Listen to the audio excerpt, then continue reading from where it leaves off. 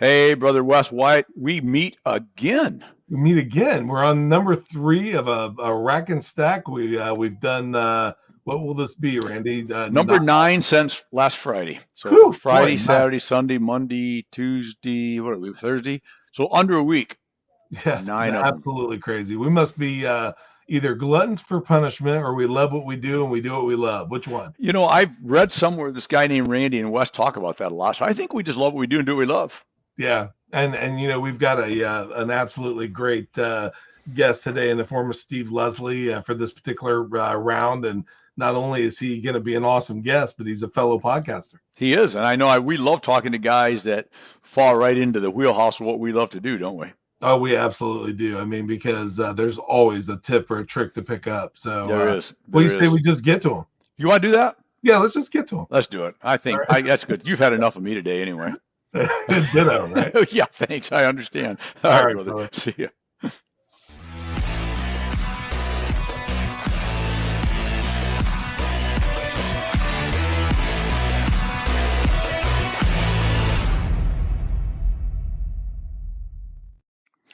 Look at that, Steve Leslie. How you doing, brother? Good. How are you?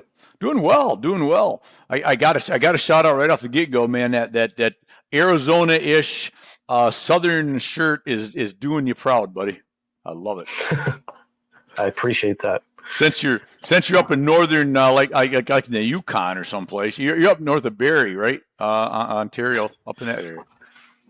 Yeah, which I mean, technically Ontario stretches all the way to the Arctic, but yeah, I'm in Georgian Bay, which is off of Lake Huron. Yep. And I actually have a place in Michigan, and we were talking about this a little while ago about how you're actually from Michigan as well. So exactly, it's kind of neat that we have that connection. It is. Yes, you're from Michigan. You have a place there. We have a place in the summer. We're up there. So, but now back in, as we talked about off air, not quite so sunny and not so super warm, 70 something southern Florida now.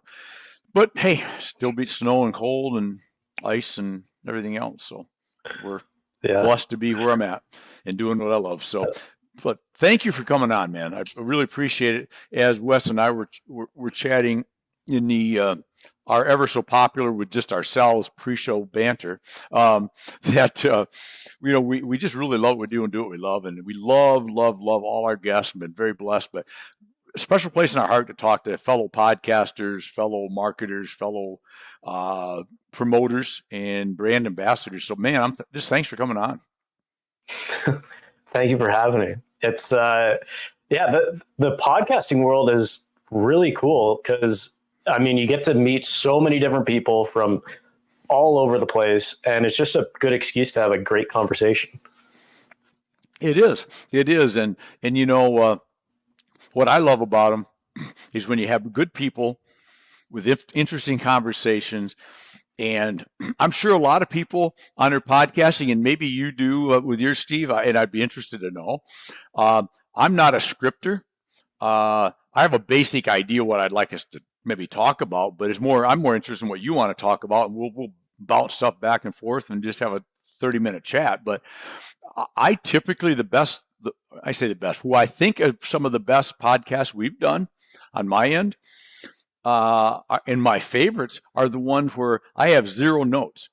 I mean, I have a blank piece of paper here to only make notes as we talk on something I may want to circle back to.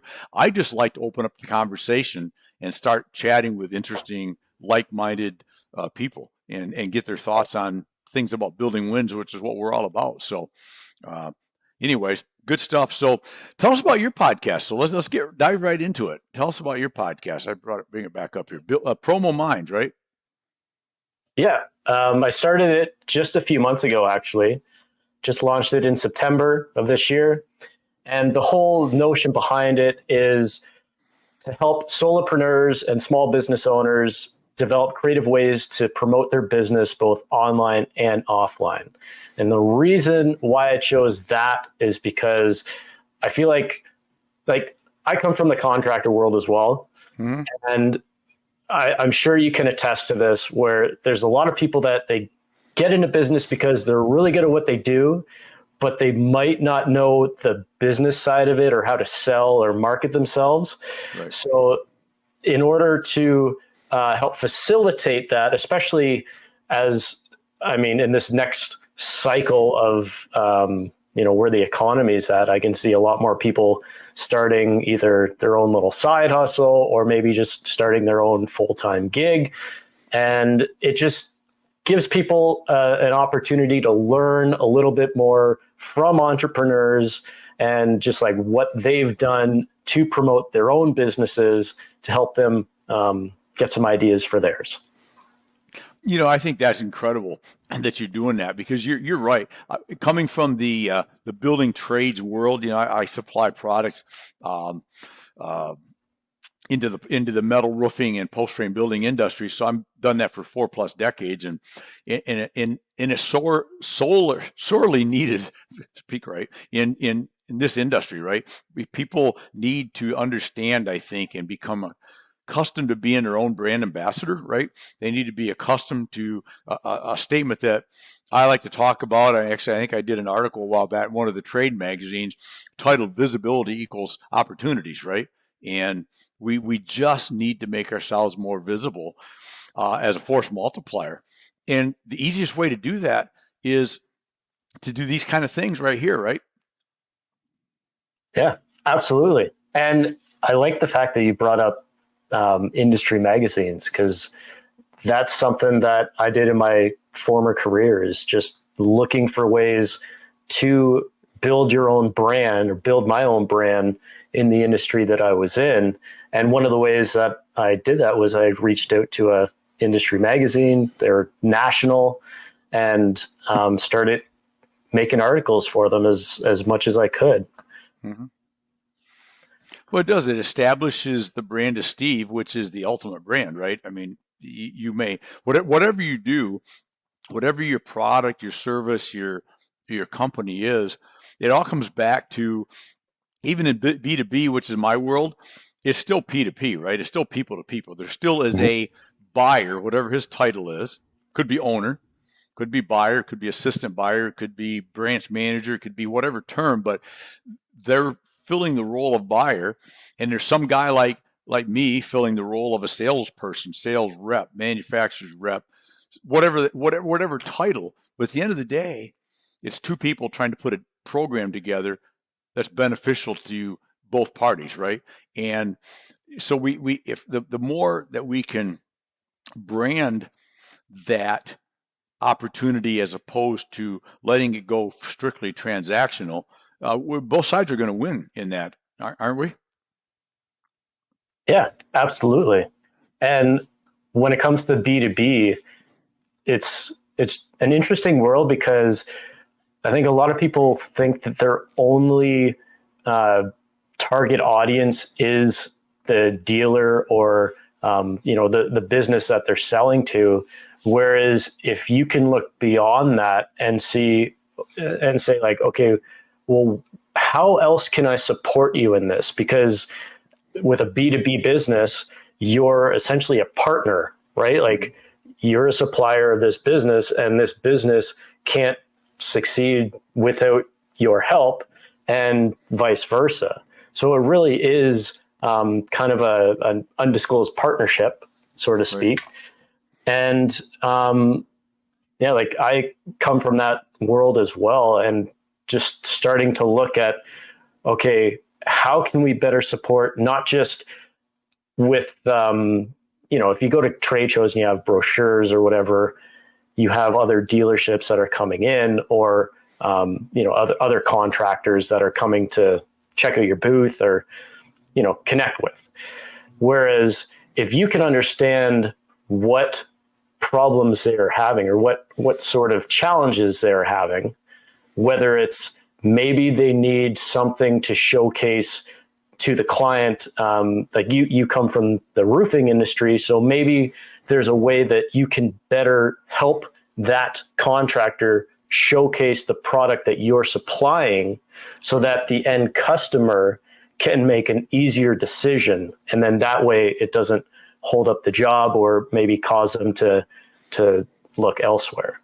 What's your thoughts on that? No, I think you're 100% right. See, it's the more that you can collaborate on whichever side of that aisle you're on, whether you're the supplier to a dealer distributor, or whether you're the dealer distributor, whichever side of that aisle you're on, I think the more you collaborate back and forth with each other as this team that's going to try to bring to this end user a good quality service product and a happy ending, the ending they're hoping for.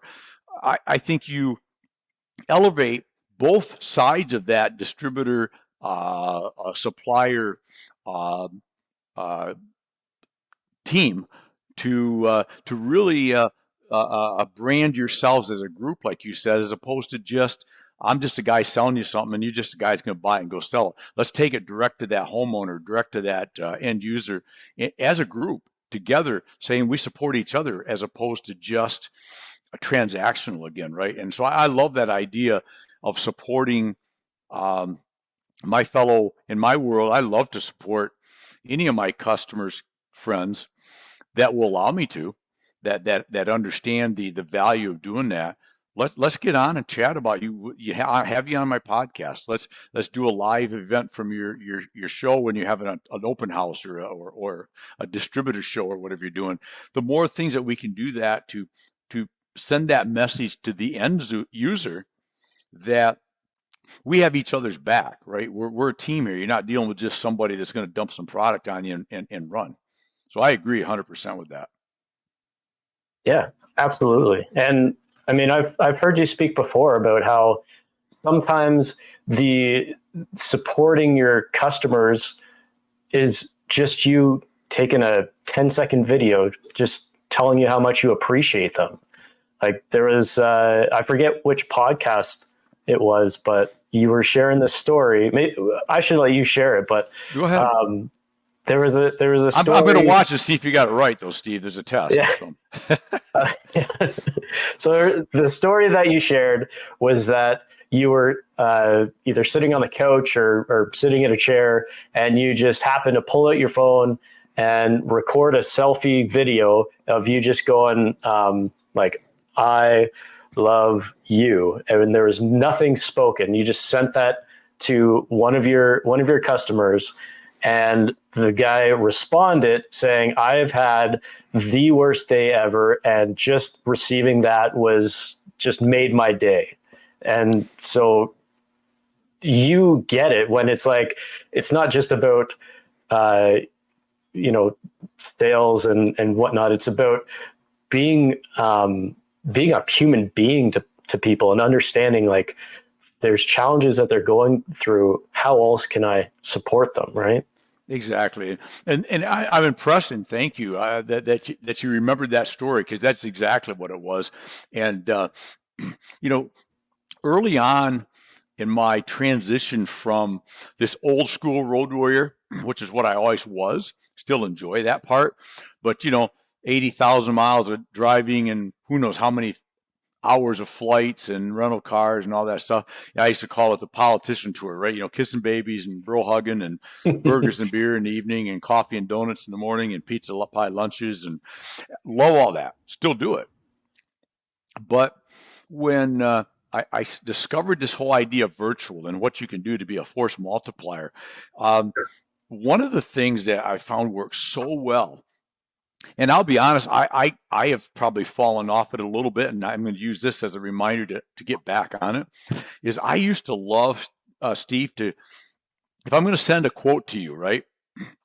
Got the quote done, printed it off the printer, right? What I used to do is like to jump on, I would use, who did I use? BombBomb. But I would click BombBomb, do a quick video, and I would hold up the quote, right?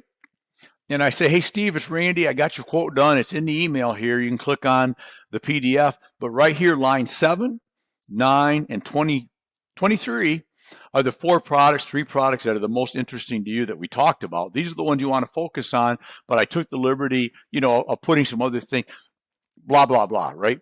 And sent that to them.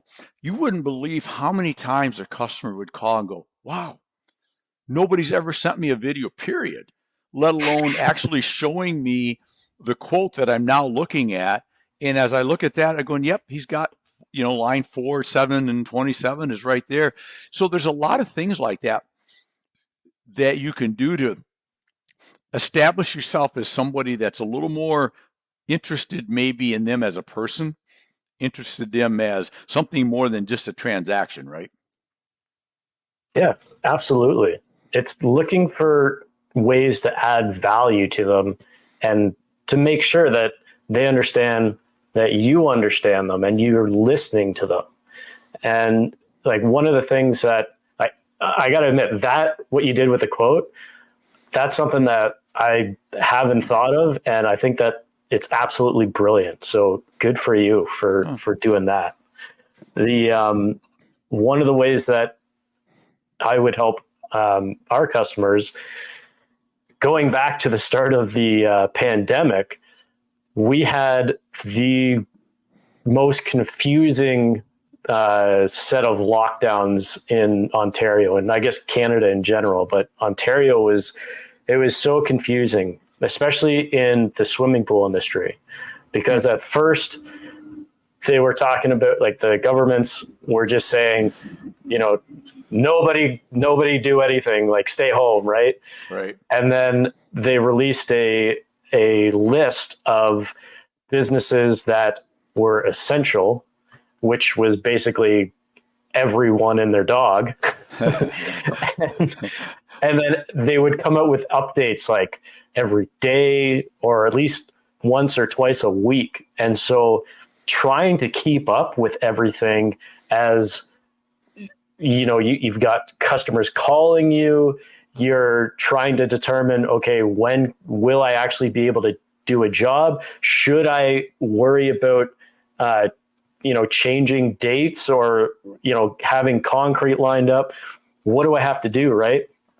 And so something that I did was, we were paying attention quite a bit to the changes and really communicating with our local municipal governments and our MPs, kind of like the county government or whatever. Mm-hmm. And so with that, every Saturday I would have I would go live on Facebook, and I would just talk about the different updates that came out. And sometimes there weren't any updates. So it was just, this is what we've heard. And obviously, they actually, the Pool and Hot Tub Council of Canada created a website specific for the pandemic updates. So even if I wasn't able to listen to a speech given by the government, I could go on there and kind of see if there were any updates on there and then just relay that. But that was just another thing of, okay, how can I support my customers through a time that we've never experienced in our lives? Exactly. Well, and I think a lot of it, Steve, and I'm sure with your clients and people that you work with, we have to, everything social media, virtual is very new still to a lot of people. I think and so I have a question for you, because a lot of people are scared. A lot of people are fear of the unknown. I don't want to jump on and talk like this, whether it's recorded or live. I think I'll look stupid. I won't be able to do it perfect. Well, first place, there's no such thing as perfect, right? And nobody expects perfect or wants perfect. But what do you say to your folks when they push back and go, you know what, I just am going to just do what I always done. Business has been fine. Maybe talk about the importance of this whole brand ambassador thing and virtual and podcast, whatever it is, whatever segments you want to be in. How do you talk to folks about the importance of doing more out there to develop those force multipliers than just showing up every day at work at 8:15 and hoping the door opens and somebody walks in, right? I love this question, because this is something that, along with the podcast, this is kind of what my niche has kind of led me to. Mm-hmm. So if we look at the last couple of years with contractors, especially, it's been like shooting fish in a barrel, right? Like anyone with a pickup truck became a contractor, right, and you couldn't hire a contractor because they were all booked up. Right. Whereas now we're seeing, we're going through a different cycle in the economy. Yes, there's still a lot of people out there that have money and will continue to spend and do renovations, have projects on the go, right? But they may become a little more stringent, right? Because they have options out there. And when we saw through this last cycle, because there were so many people getting into the contracting world, you're now seeing articles about all these contractors, the fly-by-nighters, that took a bunch of money from people and either didn't do the job or did a really poor job. So now the professionals have to come in and fix it and charge them even more. Okay. So moving forward, there's going to be kind of that leeriness, kind of, can I trust this person? And that's where the brand ambassador movement really comes into play, because there's a lot of contractors, especially, who they don't want to get in front of the camera, which is fine. But understand that if you're not doing anything to stand out, then you're just going to commoditize yourself. Right. So if you want to be able to stand out and, not just compete on price, but to actually deliver value, show your value, and say, hey, why you should go with me at a higher price is because I actually know what I'm doing. I've been around for, however many years. People trust me. And one of the best ways to do it, besides outside of the face-to-face, like the old school road warrior mentality, you do it on video. And something that really stood out to me, I don't know, have you ever watched or listened to Shannon Sharp, his podcast, the former NFL player? Yes. So he had Steve Harvey, the longtime entertainer, Steve Harvey, on his podcast a little while ago. And Steve Harvey shared this story about him and Denzel Washington going to some after party together. And before they walked in, Denzel turned to Steve Harvey and he said, "Steve, you are about to see the difference between a movie star and a TV star. You see, the movie star will have more prestige, whereas the TV star, people treat you like you're one of them, right?" And when they walked into this party, sure enough, people come up to Denzel and they're like, "Oh, thank you, Denzel, or Mr. Washington, thank you very much for all that you do." And then they look at Steve Harvey and they're like, "Steve, what's up, man?" Love it. That's amazing. And he shared the reason for that was because, the movie star, obviously there's a big prestige being on the big screen and it's a whole event to go out and watch the movie. But with a TV star, because people feel drawn to them and connected with them even more because they're inviting them into their house on a regular basis, much like they would a house guest or a family member. So there's that connection already built just by them watching your TV show. And what we have today, what you and I are doing right now, is we essentially have our own TV show. Right. And so anyone who watches it will have kind of a more of a connection with us than someone who, if they just saw an ad in a paper or, some random ad on Facebook, they don't know you. They just saw an ad. But when you do a podcast, or if you present yourself as an expert and you're able to share knowledge and answer questions that, customers have, that's why they're seeking you out. Right. I call it pre-building connection, because you haven't even met the person, but they feel connected to you. So when they walk into your store or when they pick up the phone and call you, they already have a bit of rapport built with you, or they feel like they have a bit of rapport built with you because they've not seen you in person, but they've seen you on video, which is the next best thing. Exactly. Man, I love what you just said. I was listening to that with fascination because it's so spot on. And because you talk about a lot of people in the sales world, what's one of the biggest hated things to do if you're a sales guy, even if you're relatively seasoned, people don't like cold calling, right?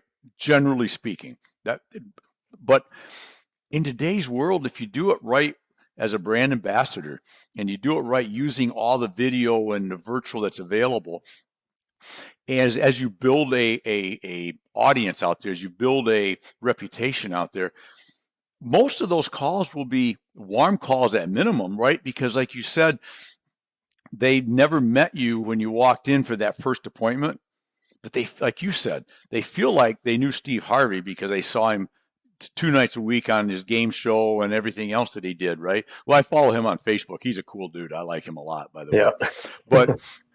But they feel like they know you already. They're already started to do that. The old theory, right? Of KLT, right? Know, like, and trust. That's what people want to buy from, right? Well, they already kind of know you. They kind of know what you sell, what you do. You've kind of established yourself a little bit as maybe an industry professional. They've also met your family or know that you like to golf or know that you like to whatever or saw you out on the boat. So they've got to know you. They kind of like you a little bit. But you've also started building up that trust level a little bit because you're there every day in their home, on their Facebook page, wherever you show up. And so when you walk in, it's like, hey, Steve, it's good to see you. They forgot that they've never seen you before. They have seen you like 1,000 times already before this meetup finally happened, right? And to give you real quick, and I want your take on this because I'm going to love it. I know I am. So I also we send out, like my girl does, twice a month newsletters to the Plain Folk, which is the Amish Mennonite community. And because they don't have the same access to, virtual and social that everybody else does. We used to send these out, and way back in the day, we used to send out small postcards and then newsletters. And I still remember, Steve, one day, so that's pretty low tech, right? I mean, almost no tech, but called on this company that finally was interested in me coming to see them. And I'd been sending them weekly or twice a month, whatever we were doing at the time, for 2-3 years. And we walked in and he introduced me, the owner introduced me to his son. He goes, "This is Randy." And he goes, "Is that newsletter guy that sends all those newsletters?" Does that screams from the top of the mountain that stuff works, doesn't it? Absolutely. Because I bet you most other people would just pass right on that whole community. Right. What it did is it automatically established they knew me. They knew me because I will tell an insight or keep them informed of what's going on in the industry. So I've been a little bit of a knowledge base for them, hopefully, a joke or two, an insight of what I'm seeing or what I'm hearing. So, like I said, all of a sudden I'm this known commodity to them, as opposed to just some knucklehead sales guy that come wandering in off the street one day, starting brand new. "Hey, Steve, my name is Randy. You probably don't know me, I'm sure, but I sell some stuff you might be interested in." Yeah, okay, that's pretty boring, right? Yeah. Yeah, it's so true. As you were sharing that, it reminded me of one of the things that I did, I guess, unbeknownst to me, that I learned from. Though I didn't reach out to an Amish community, looking for ways to compete where others can't or won't is kind of what that whole notion reminds me of. And something that happened with me is I was into running for a couple years, and I got so into running that I became an ultra marathon runner.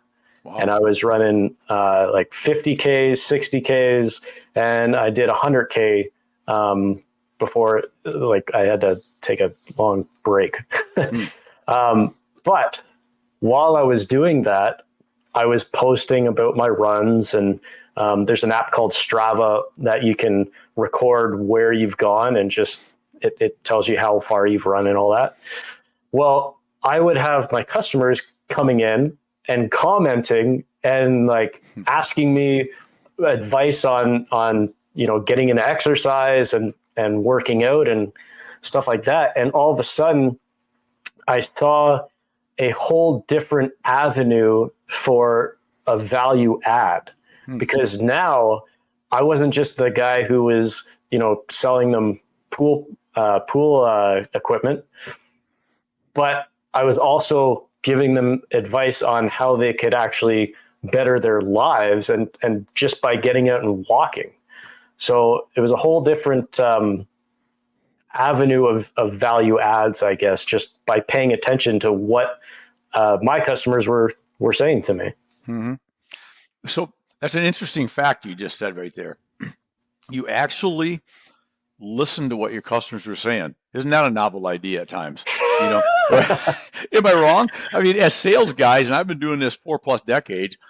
I say 4+ decades because it's more closer to longer than that, but I got a little vanity left, so I don't want to sound too old. But it's like at some point in time, Steve, you just gotta be where your people are, find where they live. And that's why I talk about a lot. I do and I'm switching gears, I realize, but I do TikTok now, not near as much as I probably should. And it's probably just psychological because I used to have a hatred for it and thought it was stupid. And I thought it was just a bunch of guys dancing with goats and doing dumb stuff. And I just didn't want nothing to do with it. I realized that it's not all that at all. And you can, but the reason and I want to talk about this, I'm going to throw this out. The reason I do TikTok is 2 reasons. One, and not the most important reason, but reason number 1 is fun. And I can be a little different, looser persona maybe than what I would be on a LinkedIn video or something else, obviously because of the nature. And so it makes it a little fun from time to time. Throw some music on it. It's just fun. But secondarily, I plan to do what I do forever. I have no end game. So the 20s and 30-year-olds especially that are going to be that decision maker one of these days, I want to know them now, and B, I want them to understand that I'm not this older guy that's stodgy and way lost in the old days. I'm kind of leading edge and on top of the game. And C, and probably most importantly, maybe, is I need to go where they live. I can't expect they're going to come find me. They may not be LinkedIn people. They're 22 years old. They're going to be running things in 3 years, or they're going to have some responsibilities or some ability to influence. I need to go find them, and if they're not going to come to LinkedIn, maybe, and a lot do. I'm not saying they don't. I need to go find where they are, right, and give them a little more of what they want. What do you say to that? Am I off base or close or? I think you're right on the money. And like, as you were talking, what was going through my head was just, you want to be where your customers are. Mm-hmm. And to play off of that, something that it reminds me of is the fact that if you're looking at, if you have partners in the industry, customers, friends in the industry who, they may be getting to the point in time where they're looking to retire or pass on their business or whatnot, they're likely either going to sell it, or they may look for someone that's already in the company to take it over. Right. And so in terms of personal branding, value adds, to take it a step further, what if you could basically get a hold of those new employees when they first start, thinking the long-term game now. But if you could get a hold of those employees by creating maybe some training videos on not just your product, but the industry in general. Mm-hmm. I'm sure you've experienced this in the roofing industry. Is with the swimming pool industry, there's a lot of retention issues, retaining employees. Sure. And when it comes down to it, training new employees can be a real pain in the butt.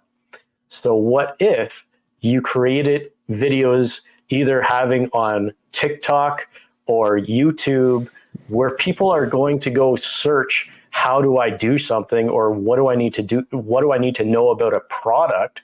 You could then just title that your video on YouTube. TikTok, I'm a little not as familiar with. I'm like you. I'm getting into it now because of the same reasons. Okay. But I do know a lot of people use it, and for good reason, because short form video is dominating, right? But if you could create videos around what your customers are going to be asking, what new employees of your customers are going to be asking, what the end customer is going to be asking about your product, all to better support your dealers and the end customer to get more referrals from that, or people demanding your product. It's something that I don't see a lot of contractors taking advantage of. And I don't know if maybe I'm getting a little off topic from what you had said, but it just, if you're trying to build that trust with new companies and new employees of companies, and you can be that person, that expert that they go to, and they say, hey, Randy, he's taught me everything I need to know about roofing. Like, I had no idea that, how to apply this, or that I needed to have this sort of fastener with this sort of roof, or however it works, right? There's a lot of value in just listening to your customers, like we just talked about, and listen to the questions that they're asking, and maybe some of the demands or challenges that they're having, and say, well, what can I do to help alleviate that? Mm-hmm. And creating videos around basic things, like if you want to talk about coming up with topics, a little while ago you had mentioned some people are a little shy getting in front of the camera, and part of the reason could be, well, what do I talk about? If you go to my website and you look at most of those examples, you'll see just how amateur they are, and yet the views that they've gotten are substantial. And the reason is because I was getting more or less annoyed answering some of these questions every day. So I was like, why don't I do something one time, create a video, put it up on our YouTube page so that people can either find it themselves, or it's a tool that I can then just send to them if need be. Yeah, I think that's a great idea, and you're probably right. Knowledge helps, and if you're people that have done it for a while, get used to it, to where I can guarantee, talking to you and getting to know you more, I could probably call you, and if you weren't busy, you could jump on in about 30 seconds from now and just start talking about something, right? You get comfortable over time, right? But if you're not comfortable with it, I think you're exactly right. Find those lists. Go to your site. I found that I don't use AI a lot yet, and I know I need to. I mean, it's just you got to stay leading edge. But where I use AI with, I was going to do an article for one of the trades a while back, and sometimes they ask me to write out a specific subject, which is fine. Other times, what do you want to do? We just would like one. And I was stumped, and I was up against a little bit of a deadline, right? And I just didn't feel it. I didn't know what I wanted to talk about. And So that's where I used AI. Is I went in there and used some verbiage and just gave the drift of give me something edgy subject to talk about based on the following 5, 6, 7 keywords. And that's where that really paid off, because all of a sudden, you know how fast that is. It's like in about a nano and a half seconds, I had 15 things that I copied and put over my notes and go, no, oh God, no, absolutely don't want to talk about that. Maybe, yes, oh yes, right? And so all of a sudden I've got 5 things that I can choose from in about less than 3 seconds. That's where I found some real value there. And I think we missed the value of some of that technology that's available to us, right? To just make our life easier. I don't see myself ever, I have never written an article via AI. And I'm not saying I never would, but I don't see myself doing it, only because I feel like if you're going to pick up a magazine and read an article written by me, it ought to be written by me. Not saying you can't put it through something and enhance it or fix it or fix grammar or do a lot of things, but I think, like I said, there's a lot of ways, and I think you nailed it when you said people are fearful of, oh, I don't know what I'm going to talk about. Well, go to your website. There's a lot of answers. Think about what think about what your customers ask you every day. I love that. What are they asking? Right? Make a note, make a video on it. You know, this little phone we have here is like 10 seconds. You can go do a quick video. And speaking of, because I want to be cognizant of your time, you talk about short form video as being hot right now. Talk to me about the value of short form video. I mean, I know what it is. That's really what I prefer to do. But the value of that versus medium or long form video, which it used to be popular, but I think short form is where it's at. People are in nanoseconds now more than they are in hours of sitting and listening, right? Yeah, absolutely. Now, I will say that there still is a market for long form video. Okay. How I treat the short form is, especially on YouTube, because you can do YouTube shorts. Mm-hmm. I view it as like, if you were, what's your favorite movie, or what's a movie you've seen recently? No, I just last night I watched Maverick. What's it really called? The airplane show, Maverick, with Tom Cruise. Top Gun Maverick, just last night. Top Gun. Great show, by the way. Now, why did you go and why did you watch that?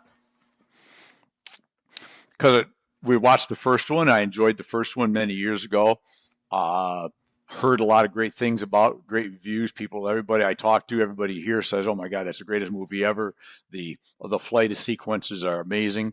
And I'm not a big movie fan, to be brutally honest. But my wife convinced me with some pears and popcorn to watch the movie. She bought me. I was bought. Yeah, gotcha. Now, in order for those people to tell you, hey, you got to check out this video or this movie, they first went to see it themselves. And right. When you go back, how they were able to go to the movie theater, why they chose to go there, is because the movie released, or the producers released trailers months before the movie came out to hype up the movie itself. So they're releasing, now their trailers are usually a couple minutes long, but if you take that and you apply it into the world of YouTube and TikTok, you can create short form videos from long form videos, or you can just create short form videos and use it almost like a trailer or a preview of the type of content, the type of expertise that they'll find on your channel. Right. And so when you're talking about, the difference between long form and short form, I still very much believe that there is a spot for long form video. Mm-hmm. But in order for me to want to, stick around for an hour or two, I'm going to want to kind of get some notion on, okay, well, what do you actually talk about? what kind of characteristics do you have? Are you kind of funny? Like, what is it about you that's going to make me or keep me engaged for an hour? Do you actually have informative content? And so, yeah, there's an aspect of how do you keep people's attention? Because you said, we're in nanoseconds now, right? Right. But I do believe that the people that are searching for, answers to questions, or, they're trying to find out something, they're willing to invest their time if you're going to give them the answer. And if you can do that in a short clip, at least 1 degree, and they get value from it, that's one step closer to them following through with you and spending more time on your channel. I love that. I love that whole aspect of the movie trailer thing, because you're so right. If I would have never saw any of the Maverick, the flights and the barroom scenes and all the good parts, I'm not a movie guy, so I probably would have never watched it. So you're right. You watched I delegated 2 hours because of a minute or two here and there, right? So fully buy that. I think that's brilliant advice. Well, Steve, you've been incredibly kind with your time, and you've two things. You've earned a lofty position, which is we've had such a great conversation, and we haven't scratched the surface yet. So if you'd be so kind, someday in the future, we'll invite you back, because there's so much more for us to talk about. We'd love to have you do that. But as we kind of wind down, I would be cognizant of your time. Should ask questions. Usually there's frequently asked questions, but we've asked enough of those. What should I have asked today? What would Steve like to tell anybody out there that catches this about you, about what you do, about using short form video, long form video? This is your last minute or two if you want it, whatever you want. Just give us a Steve commercial if you want. I don't invite everybody to Midland, Ontario and fishing if you want to do. I don't care. Well, we actually spoke a lot about things I wanted to talk about, but I will say this, touching back on the notion of what keeps people from getting in front of the camera. And a lot of it comes down to they want everything to be perfect, or like we talked about before, they don't know what exactly they want to talk about. When it comes to just making sure everything's perfect, it doesn't matter at all. And again, the best video that I created with my last company that was the most successful came because I was annoyed at answering the same questions pretty much every day. And it wasn't from our dealers. Our dealers were saying that the most time-consuming aspect of the entire project of putting a swimming pool in a backyard, that's including, digging the hole, pouring concrete, doing the landscape, all that. The most time-consuming thing, picking the liner. And on top of that, we would get all these homeowners calling every single day asking what liner would look the best in their backyard, which is like art. It's very individualistic. So what looks good to me might not look good to you. Right. So what they were really asking for is more examples so they could make a better decision. And so all I did was I just had a cell phone, a crappy cell phone at the time. I recorded myself talking about, specific liners, or I would just take photos that we had that were like 15 years old, some of them, and I put them in short little 1-minute videos so that people could type in such and such pattern into YouTube. It would pop up. And because no one else in the industry had thought of doing that, even the vinyl manufacturers, our videos were getting all these views. And the one got over 14,000 views. And if you see it, again, on those examples on my website, you'll be like, this is one of the most amateur things I have ever seen. How did it get so many views? So you don't have to be perfect. You just have to do it.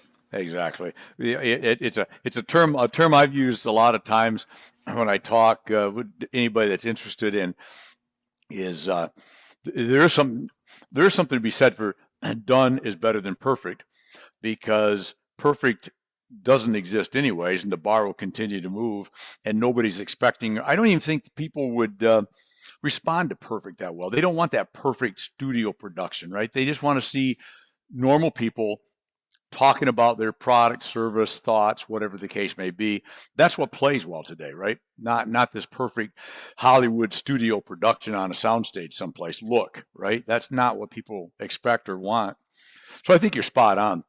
And just done. I'm not saying done as if it sucks. I mean, I've done videos and go, okay, you idiot, and start it over because I just totally messed it up.